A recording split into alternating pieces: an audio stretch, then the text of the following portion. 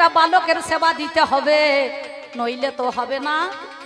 বিষকেতু বলে বাবা জানেন জ্ঞানী জোনা, ছেলেকে যখন আমার বাড়ি থেকে ডাক দিয়ে দিল, তোমার কাছে বলি কথা জানেন সুধি দল, তখন বিষকেতু বলে যেই ডাক দিয়েছে, অমনি বিষকেতু মায়ের আঁচল ধরে কানতে কানতে সেখানেতে দাঁড়ায়।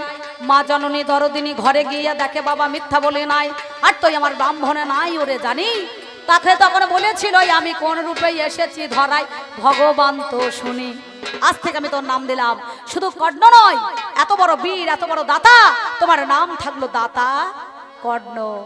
আর সেই কুরুক্ষেত্রের মাঠে 17 দিনের যুদ্ধে দৈরথ সমরে অর্জুনের সঙ্গে যখন ভক্তের সঙ্গে ভক্তের লড়াই হয়েছিল, তখন সেদিন ভগবান নিজেই বলেছিলেন, ওরে অর্জুন ওই দেখো কর্ণর মতো পারদর্শী বীর কেউ নাই, এই সময় তুমি পৃষ্ঠদেশে বাণ মারো।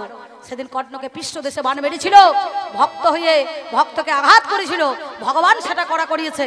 সঙ্গে সঙ্গে তখন দৈরথ সমরে রথের চাকা মেদিনী গ্রাস করেছে, আর যেই পড়েছে তখন ভগবান গিয়ে বলল, কর্ণ এখন আমি তোমার কাছে যদি কিছু চাই তুমি আমাকে দিতে পারবে? কর্ণ বলল, প্রভু গো আর তো দেওয়ার মতো আমার কাছে কিছুই নাই। বললো, আছে, তোমার মুখের মধ্যে দুটো সোনার দাঁত আছে, মানে দন্ত, ওই দাঁত দুটো যদি আমাকে দিতে পারো আমার মনের আশা মিটে যাবে। আমি জানাই কথা তোমায়, তবে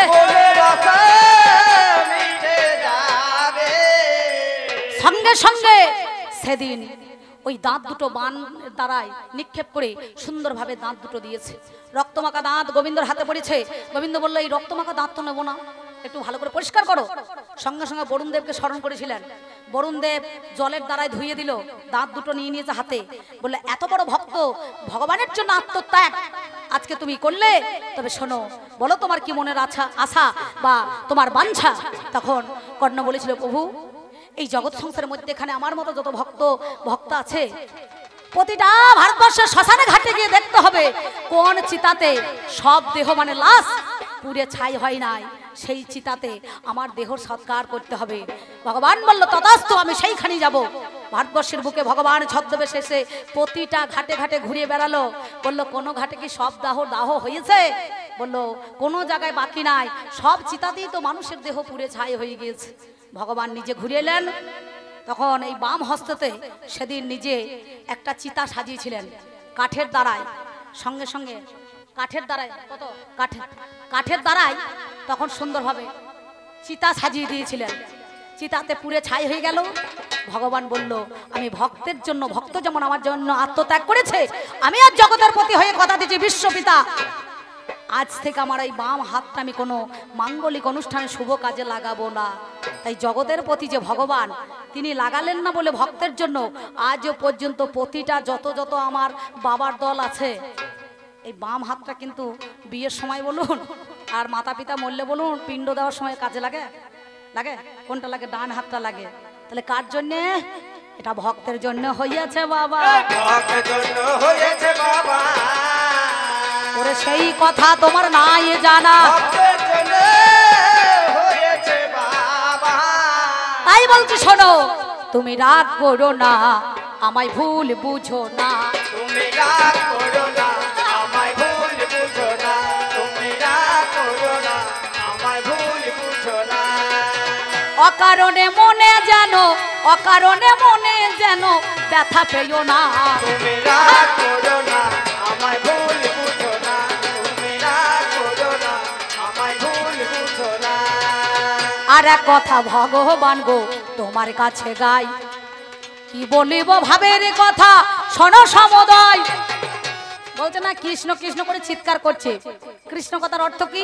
যিনি নিত্য নিত্য কর্ষণ করাইতে পারেন তিনি কৃষ্ণ নাম ধারণ করেন নাকি বাবা? আর গোপী কথার অর্থ কি? যে বস্তু গোপনে রাখতে পারে সেই তো গোপী নাম ধারণ করে।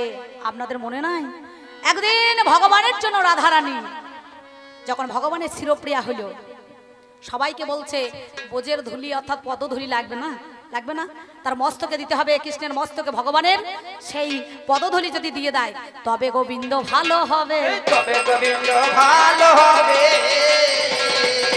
আমি জানাই এই কথাই আপনাদের, তবে গোবিন্দ ভালো হবে। অষ্ট সখী বলে সেই কলিতে সেই ভক্তা এসেছে। প্রথমে তত্ত্ব রসমিত্র জ্ঞান মন্দিরে যারা পড়ে দেখেছেন, প্রথম হরেকে চন্দ্রাবলী, দ্বিতীয় হরে রাধারানী, তৃতীয় সুবাসিনী, শেষনাগ, রেবতী, সিংহাসনী, সুদর্শনী, সাবিত্রী আসে না? পঞ্চতত্ত্বের মধ্যে এখানে তত্ত্ব রসমিত্র জ্ঞান মন্দিরিতে নাই? হ্যাঁ হ্যাঁ, সব কোটা হরে, এ কোটা হচ্ছে আল্লাদিনী শক্তি নাকি বাবা? হ্যাঁ, এই শক্তি ছাড়া ভগবানের থাকা দায় গো, আমি তোমার কাছে বলে জানাই গো। তাই সখীরা ওই অষ্ট সখী মিলে পদধূলি দিয়েছে, নামাবলীর জন্ম হয়ে গেল, হয় নাই? যে নামাবলীটা আপনারা গায়ে দিয়েছেন, হরে কৃষ্ণ কৃষ্ণ কৃষ্ণ হরে হরে, হরে রাম রাম রাম হরে হরে। রাম নামে কাম নাই, কৃষ্ণ নামে মরে, হরি নামে পাপ নাই, জীবগণ সব তরে। যদি ডাকার মতো ডাকতে পারে, আমাদের যদি শেষ শ্মশান যাত্রা হয়, কেউ উদ্দামপুরে ঘাটে নিয়ে চলে যায়, আর কেউ সাকায়ে যায়, কেউ কাটোয়াতে যায়, যায় না? সামনে দুজনা থাকে আর পিছনে দুজনা থাকে, সামনে বলে বলো হরে, আর পিছনে লোক দেখেন বলে হরি বল। এটা মজা মাইতে যাইছে, বুঝতে পারছেন? দেখছে বোতল পেয়ে যাবো, গেলিয়ে মাংস খাবো, মদ খাবো, ঘুরে ঘুরে বেড়াবো, আড্ডা তো মারা হবে, ঘুরে বলছে। আর যে খাটুলিতে শুয়ে থাকে তার কি হয়? তার একটাই বল দেখবেন, সে খালি মাথাটা নাড়াচাড়া করবে, বলে পালা, সারা জীবন বলিও নাই আর বলবো। এতদিন বেঁচে থাকলাম, কোনোদিন হরি বলি নাই, অবশেষে বলে লাভ কি হবে? আর বলার দরকার নাই আমাদের, তবে তাহলে বাল্যকালে হরি ভজে হরি পাওয়ার আছে, যৌবন কালে হরি ভজে হরি আসে কিনা আসে, আর বৃদ্ধকালে হরি ভজে সেই জমের তরা সে, তাই না? তাই তো রাধারানী যেদিন সবাই বলেছিল শতছিদ্র কলসি নিয়ে জল এনে আনতে হবে, হ্যাঁ, ললিতা তখন ছিল, বিন্দে ছিল না, তুরঙ্গ বিদ্যে এরা ছিল না বাবা, সবাই ছিল। তা চম্পকলতা, ইন্দ্ররেখা সবাই ছিল। তা তখন জটিলা কুটিলা বলছে, বৃন্দাবনে ও কি জল আনবো, তো সতী নয়, হ্যাঁ, ওকে সবাই কৃষ্ণ কলঙ্কিনী বলে, ও জল আইনে গোবিন্দের মাথায় দেবে, খবরদার না, আমরা সতী থাকতে হয়, দুজনা মা বিটিতে যাব, জল এনে কৃষ্ণের মাথায় ঢেলে দেবো, ভালো হয়ে যাবে। রে তাই কখনো হয়? ভগবান তো ভক্ত চেনে, মায়ের জলে কাজ হবে না। সঙ্গে সঙ্গে তখন একবার গেল শতছিদ্র, মানে শতছিদ্র কলসি, যার ছোট ছোট ফুটো দেখবেন পিছনে থাকে না, এখনো থাকে, ওই শতছিদ্র কলসি নিয়ে যাই যমুনায় জলে ডুবিয়েছে, আর সঙ্গে সঙ্গে যমুনাতে ডুবিয়েছে, মা লাইন থেকে ছচ্ছর করে পড়ে গিয়েছে, পলুয়ে জল ভরা করি, বুঝতে পারছেন? কুটিলা একবার গেল, কলসি নিয়ে চলে এসেছে ফাঁকা। জটিলা একবার গিয়েছে, মাকে বলছে আমার মতো সত্যি কেউ নাই জানিস এই বৃন্দাবনে, বলে তবে যা মর্গা দেখা জল আনতে পারিস, তার দেখা ভালো। ও গিয়েছে, ও যে যমুনাতে কলসি ডুবিয়েছে, আর মাল ছচ্ছর করে পড়ে গিয়েছে, বুঝতে পারছেন? সঙ্গে সঙ্গে তখন মা বিটিতে ফিরে এসেছে। তা বৌদ্ধ বলছে একটা গণনা করে কাজ করো, 5টা জিনিসের নাম করতে হবে। তাকে বলেছিল বাৎসল্য ভাব যার, মা যশোদাকে বলেছিল, মা তুই 5টা যদি জিনিসের নাম করতে পারো, মা তোমার কৃষ্ণ বেঁচে যাবে, তোমার কৃষ্ণ বেঁচে যাবে। আমি জানাই কথা মা তোমায়, তবে তোমার কৃষ্ণ বেঁচে যাবে। বলে 5টা জিনিসের কি নাম করতে হবে? বলছে শোনো, একটা শ্রীফল বলো দেখি। শ্রীফল বলে শ্রীফল মানে কি? আমাদের যুগে তো এই শ্রীফলকে গুরুত্ব দেয় না, তাহলে সেই যুগে ছিল শ্রীফল মানে বেল ফল, নাকি বলছেন? তা শ্রীফলের শ্রীটা নিল, বললো মা একটা ফুলের নাম করো। বললো মল্লিকা, মল্লিকার মন নিয়েছে। বলে একটা সতী নারীর নাম করো, যার রজবীর্য ছাড়াই যার জন্ম হয়েছে। তখন দেবতাদের তেজে তিল তিল করে একটা মেয়ের জন্ম হয়েছিল, নাম যার তিলোত্তমা। কি 3টে হলো তো? শ্রীফলের শ্রী, মল্লিকার ম, তিলোত্তমা তি। বললো মা একটা রাজার নাম করো তো, প্রভাবশালী ব্যক্তি হয়, যাতে দাম্ভিক হয়। বলে বাবারে, দাপর যুগের মধ্যে এখানে একটা রাজা ছিল, তিলকের রাজা, ত্রিভুবন জয়ী, নাম যার রাবণ রাজা। রাবণের রাটাকে কেটে নিল হাই, গণনা করিয়া বাবা 4টে জিনিস পাই। সেই সময়ে বৌদ্ধ বলে শোনো মা জননী, একটা গ্রামের নাম করো শোনো দেখি তুমি।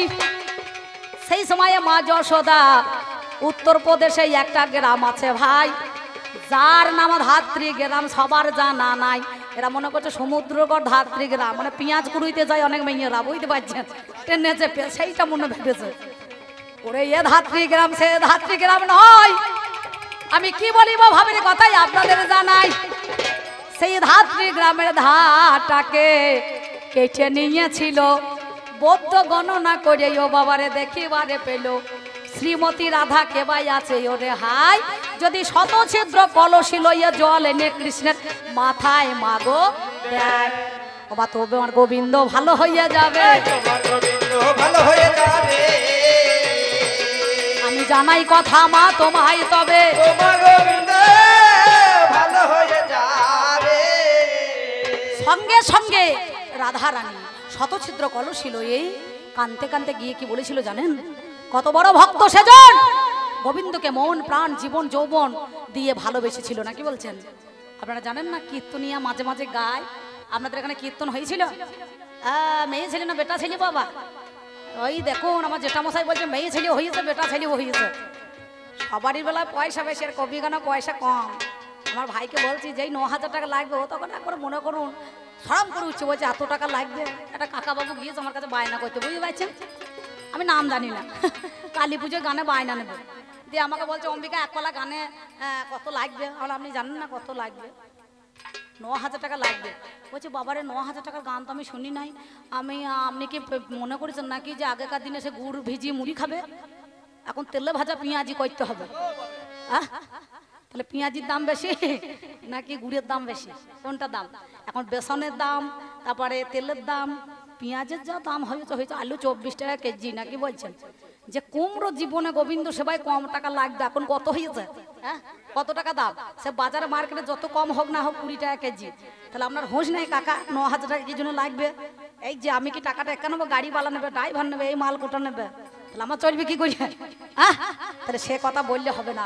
তখন রাধারানী ওই শতছিদ্র কলসি নিয়ে জল আনতে যে যার বলছে আমি আনিতে জীবন, জীবেরই জীবন যাই যমুনার কুলে। ও গো যাই যমুনার কুলে গো, যাই যমুনার কুলে। ভগবান এখন ভাত খাইলে হবে না। আমি আনিতে জীবন, জীবেরই জীবন যাই যমুনার কুলে গো, যাই যমুনার কুলে।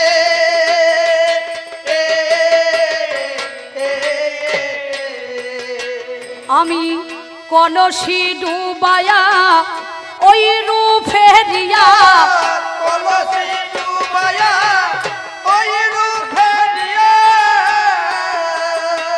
আমি কলসি ডুবায়া ওই রূপেরিয়া সদাই ভাসি নয়ন জলে গো, সদাই ভাসি নয়ন জলে।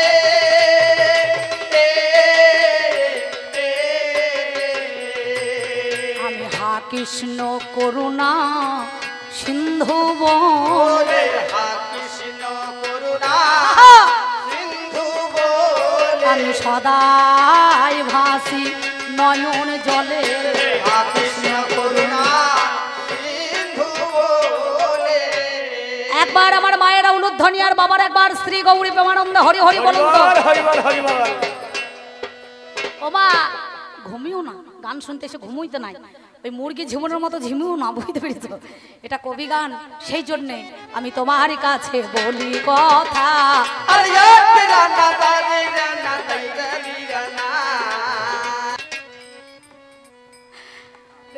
টাকা কুটুম বাড়িতে নিতে হয় না, টাকা দেখছে কত টাকা মরিয়েছে, কোথা গেল কোথাছে?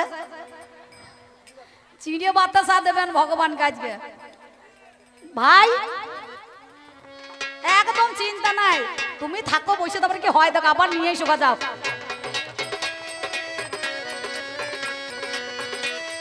সুন্দর ভালো ভালো শিল্পী হয়ে শিল্পীর মান রেখেছে। মাঝে সাঝে এরকম করে টাকা না দিলে ভালো লাগে কাকা? মাল পড়বে তবে তো ভালো লাগবে, নাকি বলছেন?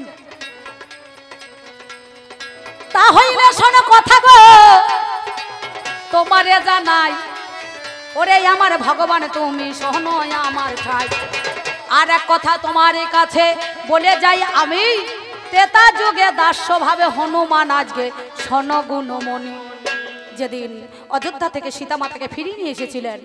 কেউ বলছে কে এনেছে সীতাকে, কেউ বলে প্রভু রামচন্দ্র এনেছে, কেউ বলছে ভরত এনেছে। দাও বাবা দাও, ভালো মেয়ে ছেলে যাও, বড় হয়ে সরস্বতীর মতন হবে। খবরদার বাবাকে যেন টাকা দেই না, থাইলি জেডির বোতল কে নিবে।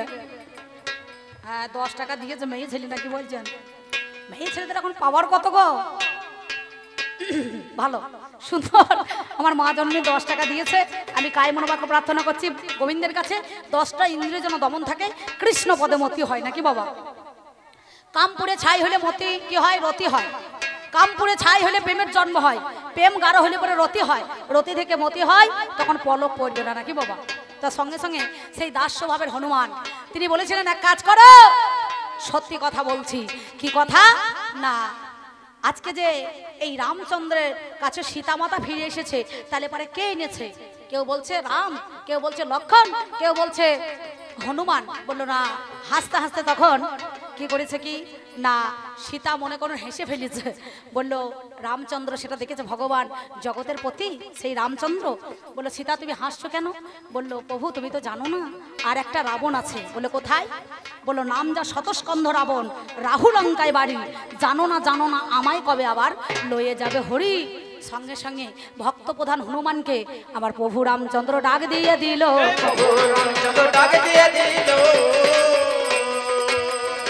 আমি জানাই কথাই আপনাদের ভালো,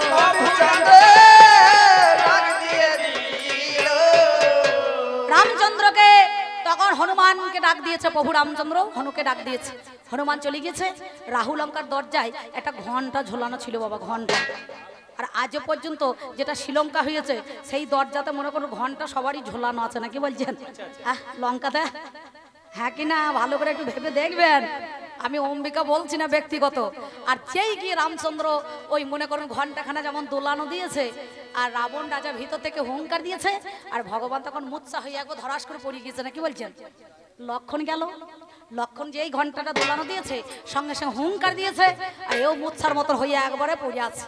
সঙ্গে সঙ্গে ভক্ত প্রধান হনুমান সীতা মাতার কাছে গিয়ে চলে গেল। বলে মা জননী তুমি একবার চলো। তখন সীতা অসীতা রূপ ধারণ করে সঙ্গে সঙ্গে সে করলো কি, ওই দরজার মুখে ঘন্টা ঝোলানো ছিল, ঘন্টাখানা যেমন দিয়েছে দোলানো, রাবণ ভিতর থেকে হুঙ্কার দিল। আবার কিন্তু পুনরায় দুবার দিয়েছে, রাবণ রাজা ভিতর থেকে হুঙ্কার দিয়েছে। 3বার যখন দিয়েছে আবার হুঙ্কার দিল অসীতা রূপ ধারণ করে। তখন সীতা দেবী তার সঙ্গে যুদ্ধ করেছিল, সীতার জয় হয়ে গেছে আর রাবণের পরাজয় হয়ে গেল নাকি বলছেন। মানে একটা হয় আর একটা লয় হয়, যেমন প্রলয় কাণ্ড হয়ে গেছে। আর এই রূপটা কিন্তু ভক্তপ্রধান হনুমান দেখেছিল। হনুমান সেই রূপ দেখে তখন সীতা যখন ক্ষান্ত হলো, তখন কালীর একটা রূপ ধারণ করেছে, চণ্ডা রূপ। সঙ্গে সঙ্গে বলল মা যে রূপ আমার জগতের প্রতি প্রভু দেখে নাই, সেই রূপ তুমি আমাকে দেখালে।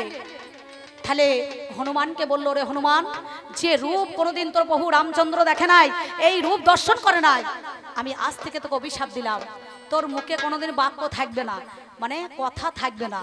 হনুমান বলেছিল মা আমি তোমার এই অভিশাপ আশীর্বাদ ভেবে মাথায় তুলে নিলাম। আমি পৃথিবীতে যদিন আর 2 দিন বাঁচবো, এখন তো তেতা যুগ আসবে সামনে 2 দিন, মানে দাপর আর কলি। হনুমান 4 যুগে আছে ভক্ত, সত্যতে বীরভদ্র, তেতাই হনুমান, দাপরে বজরং বালি, আর কলিতে মুরারি গুপ্ত হয়ে আবার এসেছেন নাকি বলছেন। তাহলে সেই দাস ভাবের ভক্ত 4 যুগে কিন্তু রয়ে গিয়েছে। তখন হনুমান গাছের ডালে বসে দেখবেন উপ উপ উপ করে না, উপ নয়, সীতা মাতার কি রূপ, সেই রূপটা বলতে গিয়ে সীতা মাতার কথা তখন তার ঠোঁটের ডগে এসেও কিন্তু সে ভক্তবিন্দুর কাছে সেই কথা কিন্তু প্রকাশ করতে পারে না। তাহলে কত বড় ভক্ত হনুমান, ভগবানের জানা আছে। যার বউ হারিয়ে যায় নিজে সামালতে পারে না, তাই জন্যই তাই কলি যুগে ছেলেদের এই দশা হয়েছে। সেদিন একটা হয়েছে দেখেছেন তো, বছরখানেক হইল শাশুড়ি জামাইকে নিয়ে পালাইছে, হয় নাই? লজ্জার কথা, ছি ছি ছি ছি, গলায় দড়ি দেওয়া দরকার। দেখে এই ভদ্রলোকের দেখে তা কেতুগ্রামে বড় বাবুর কাছে আমার মেয়েটা বিচার চাইতে গিয়েছে, বুঝতে পারছেন। আমার সেই দিন গান ছিল ওইখানে, বুঝতে পারছেন, ওইখানেই গান ছিল। তা বলছে যে বড় বাবু আমার মা তো আমার স্বামীকে নিয়ে পালিয়ে গেল, তার ব্যবস্থা কি করবেন? তবে যাই কি আবার ব্যবস্থা করবো রে, যা 30 দিনে মাস, ওই 15 দিন করে মা বেটি ভাগ করে থাকা যা, আর ঝামেলা করতে আসি না বাবা, আমাদেরকে জ্বলাইতে আসি না, বুঝতে পারছেন? তাহলে এই তো পরিস্থিতি, চিন্তা করুন। হ্যাঁ ও মা মিছে কথা বলছে, তাইলে এই জ্বালাটা আমি কোথাও পাবো বলুন দেখিনি? তাহলে ভগবানের বউ হারাইছে, আমার ভক্ত গিয়ে উদ্ধার করিয়েছে। আমি তোমার কাছে বলে জানাই গো,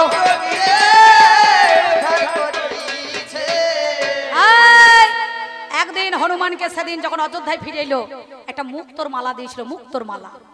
হনুমান দেখলো মালাখানা চারি বেড়া তাকিয়ে, কোথায় তো রাম নাম লেখা নাই আছে, কটকট করে দাঁতে করে মালাখানা কেটে টুকরো টুকরো করে ফেলে দিয়েছিলেন। লক্ষণ বলল, রে বনের পশু হনুমান, তুই কি বুঝবি এই মুক্তোর মালার মান সম্মান? হনু বলেছিল, ঠাকুর গো আমি মুক্তি চাই, মুক্ত চাই না, আমার মুক্তি আগে চাই, মুক্তিটা হচ্ছে মানুষের মেন, তাহলে মুক্তোর মালা নিয়ে আমি কি করব? বলে, রে বনের পশু হনুমান, তুই কি প্রভু রামচন্দ্রের সীতা মাতার আজকে দেখাতে পারবি? বলে, হ্যাঁ অবশ্যই পারবো। তখন নখের দ্বারায় বুক চিরিয়ে দেখিয়ে দিয়েছিল লক্ষণকে, সঙ্গে সঙ্গে আমি চলে যান, সঙ্গে সঙ্গে তখন একবারে নখের দ্বারায় দেখলো গিয়ে রাম সীতা যুগল মূর্তি হনুমানের বুকে লেগে আছে, হনুমানের বুকে লেগে আছে। আমার কত বড় ভক্ত জানাই তবে, হনুমানের বুকে লেগে আছে। এইখানে একটা গান লিখেছিলেন, আমার এ জীবনের দিনগুলি কেটে গেছে হাই, ওরে খেলাধুলা রঙ্গ রসে আমি একা কাঁদি ঘাটে বসে, আমি একা কাঁদি ঘাটে বসে রে, আমি একা কাঁদি ঘাটে বসে রে, আমি একা কাঁদি ঘাটে বসে। পশ্চিম আকাশে রবি বসলো পাটে, আধার ঘনালো চারিপাশে রে, আমি একা কাঁদি ঘাটে বসে রে, আমি একা কাঁদি ঘাটে বসে রে, আমি একা কাঁদি ঘাটে বসে। নরাকারে ধরা ধামে পেয়েছিলাম ঠাঁই, এর আগে কোথায় ছিলাম কিছু জানা নাই, নরাকারে ধরা ধামে পেয়েছিলাম ঠাই, এর আগে কোথায় ছিল কিছুই জানা নাই। কেন বলুন দেখিনি? মরণের পরে কোথায় হবে যে নিবাস, সেই কথা ভাবতে গেলে আমার মনে জাগে ত্রাস। মরণের পরে কোথায় হবে যে নিবাস, সেই কথা ভাবতে গেলে আমার মনে জাগে ত্রাস। অসীমের পারাপার কে জানি কখন হলো পার,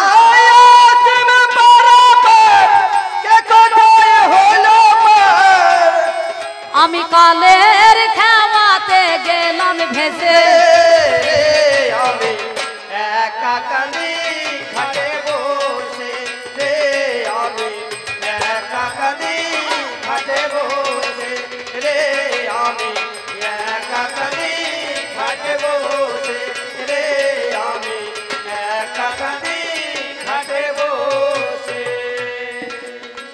দাস হয়ে এসেছিলাম,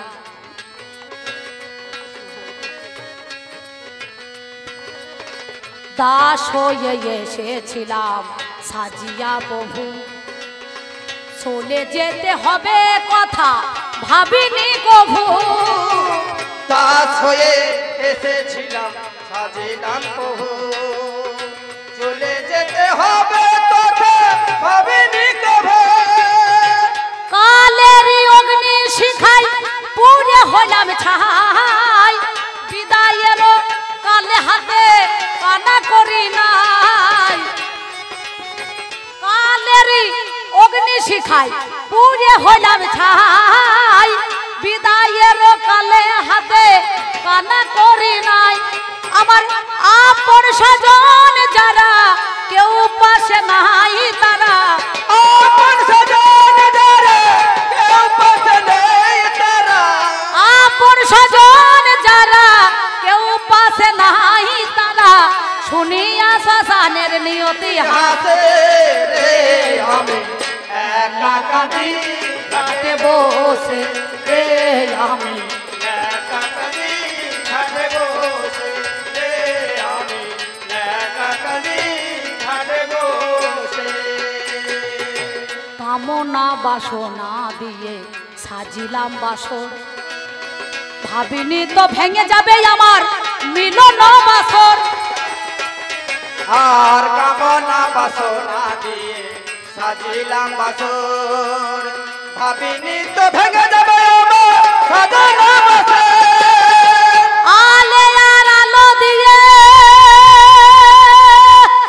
ঘেরা দুনিয়া কখনো তো ভাবিনি আমি গো দেখে শুনিয়া আলে আর আলো দিয়ে ঘেরা দুনিয়া কখনো তো ভাবিনি আমি গো দেখে শুনিয়া অসীমের নিবেদন দিও গুরুর শিচরণ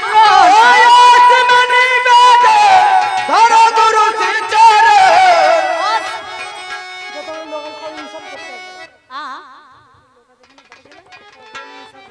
একদম একদম চিন্তা নাই যাও এই 10 টাকায় হয় ভাই 50 টাকা আনতে হয়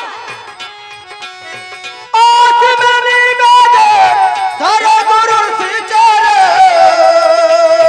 মহরণের ডাক জানো আসে রে আমি একা কাঁদি ঘাটে বসে রে আমি একা কাঁদি ঘাটে বসে রে আমি একা কাঁদি ঘাটে বসে রে আমি একা কাঁদি ঘাটে বসে তবে তাই বলি শোনো কথা শোনো আমার ঠাই ওগোই আমার ভগবান তোমারে জানাই আর একটা কথাই আমি তোমার কাছে গাই ওরে কি বলিব ভাবের কথা শোনো সমুদয় কেন বলুন দেখিনি আমার পাল্লাদার বলছে না সখ্য দাস্য শান্ত বাৎসল্য মধুর নাকি মা যশোদা একদিন বৃন্দাবনের মধ্যেখানে গোবিন্দর জন্য কেঁদে কেঁদে অন্ধ হয়ে গেছিল হয় নাই হয় নাই অন্ধ হইয়া গেল তারা হাই রে মরি হাই কত কষ্ট করেই আমার কেঁদেছে তথায় তাই বলি শোনো কথা তোমার কাছে গাই সত্যি কথা বলি আমি শোনোই আমার ঠাই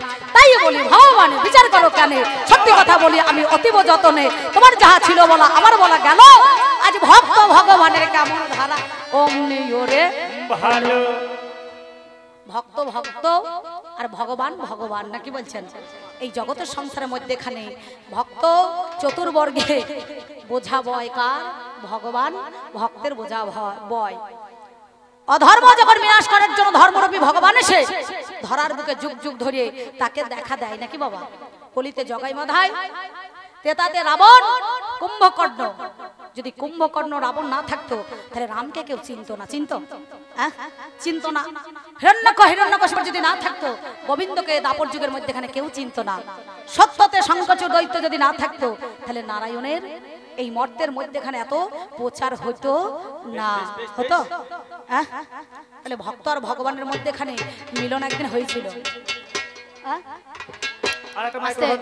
একটা মাইক্রোফোন দেবেন আমার দাদাদেরকে বলছি হ্যাঁ এই গানটা 10টায় আরম্ভ করেছি এরপর আবার আমাদেরকে অনেক দূরে যেতে হবে বাবা কবি গান একটু তত্ত্বের গান তথ্যর গান আমি অরিজিনাল ভক্ত নই আমার গলায় মালা আছে সাইনবোর্ড আছে সাইনবোর্ড নাই কিন্তু ভগবানের গলায় সাইনবোর্ড আছে ভগবান হ্যাঁ শত অন্যায় করলে ভগবানকে সবাই মেনে নেয় বৃন্দাবনে মথুরায় ভগবান করলে লীলা আর সাধারণ মানুষ করলে শালা নাকি বলছেন তাই তো একদিন আপনারা জানেন দুটো ভক্তের মধ্যে এখানে কূর্ম রূপ ধারণ করে ভগবান কি করেছিল গো কাছিম রূপ কাছিম মানে কচ্ছপ কচ্ছপ সাধন দেখেছেন আপনারা অনেক বৈষ্ণবরা পারে এই কচ্ছপ যেমন দেখবেন মানে কাছি মানুষ দেখলে গলাটাকে নলটাকে একটুখানি ভেতরে ভরে নেয় নাই না, আবার যখন মানুষ চলে যায় তখন সুর করে করে দড়ি দড়ি চলে যাবার এমন কামড়াবে মেঘ না ডাকলে ছাড়বে না, ছাড়বে বাবা।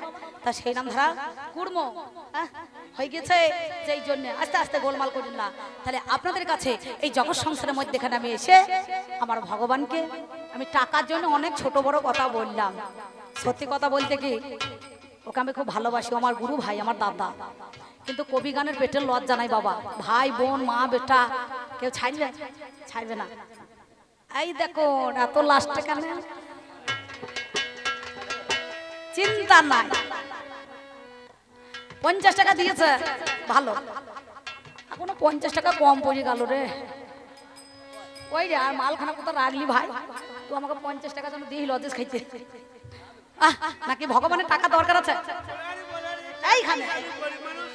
আপনাকে সন্তুষ্ট হয়ে 10 টাকা বেশ খুব ভালো। ঠিক নাই রে বাবা, এক কাজ করুন, টাকা যা দেবেন আমাকে দেবেন না, আর ভগবানকে এক বাটি ছেন্না নাই আচ্ছা নিয়ে আসুন, গোবিন্দ সেবা দিতে হবে। বেশ বেশ বেশ বেশ ভাইরা একটু টক দই দিস লাস্টে, ভগবানের সেবা হবে, চিন্তা নাই। যাক যাক, নিত্য ধন একটা নিত্য ধন, কোটি বাঞ্ছা করে জীব যদি নাম সংকীর্তন, তথাপিও নাম এলে বোঝের বজেন্দ্র নন্দন। ভগবানকে পাওয়া চারটিখানে কথা নয় বাবা, ভক্তের পরম সৌভাগ্য থাকার দরকার, তবে কিন্তু গোবিন্দের চরণ আশ্রয় হয়, ভগবানকে পাওয়া যায়। ধীধাতু মনোপত্য করে ধর্ম ধরে রাখার নাম ধর্ম, সেই ভগবানকে পাওয়া অসম্ভব ব্যাপার না, কি বলছেন? তাহলে ভক্তির জোরে, প্রেমের জোরে, ভাবের জোরে, জ্ঞানের জোরে, বিবেকের দ্বারে তাকে মন প্রাণ নিবেদন করতে হয়। হে গোবিন্দ তোমার হলাম বলে সবকিছু ত্যাগ করতে হবে না, কি বলছেন? সর ঐশ্বর্য বীর্য নহে সমতুল, তথাপি ঐশ্বর্য মাধুর্যের মূল। তাই সেদিন ওই কাচিমরূপ ধারণ করে ভগবান দুই ভক্ত তো লড়াই করেছিল। অর্জুন বলছে আমি বানের দ্বারা সেতু বেঁধে দেবো, আর হনুমান বলছে আমি সেতুটাকে ভেঙে দিতে পারি না, কি বলছেন? একবার যদি চাপি মরমর করে মাল সব ভেঙে যাবে। এই ভগবান তখন কুর্মরূপ ধারণ করে তলাতে ঢুকে গিয়েছে, সেতুর তলায়। আর একদিকে এমন চাপ মেরেছে ভগবানকে, একদিকে সেতুর জল লাল টকটকে হয়ে বেরিয়েছে আর নীল হয়ে গিয়েছে। দুই ভক্ত তো বলে সর্বনাশ, একদিকে লাল আর একদিকে নীল কেন? এই জগতে না, জগতের মধ্যেখানে তাহলে হয়ে গেল।